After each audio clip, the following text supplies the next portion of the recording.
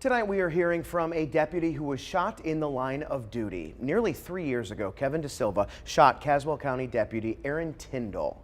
DeSilva pleaded guilty this week and will spend at least 30 years in prison. Tyndall has since recovered and is back on the job. He talked with WFNY News 2's Nixon Norman about the day he nearly died. Arran Tyndall says the last 2.5 years have been a living hell. This has not actually happened. This is not real. This is all just a dream I'm going to eventually wake up from. It's not real. The former Caswell County Sheriff's deputy was responding with a fellow deputy to a domestic violence call back in 2022 when a suspect shot at them, hitting Tyndall.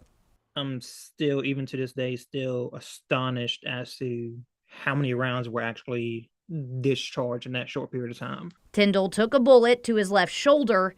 He says at one point he was bleeding profusely, and his emotions continued to sway from fear to survival. He says he made a decision in the hospital that night.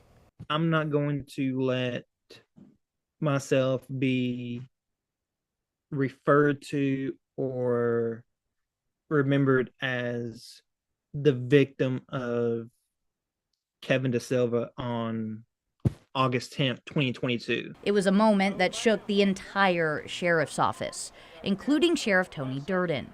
I'm an old, tough man, but it was tough on me, too. Responding deputies arrested Kevin DeSilva after the shooting. This week, he pleaded guilty to a slew of charges, including 2 counts of attempted first-degree murder. Durden says Tyndall and the department will never forget what happened that day, but this provides a sense of closure. This chapter where, we have to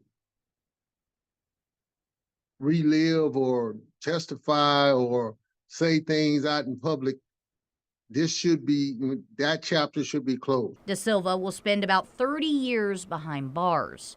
Tyndall, who's now a police officer in Roxborough, says he feels that's not enough, but he finds solace in the fact that he can move on. When I walked out of court, I was relieved. It's like finally the weight has been lifted off my shoulder.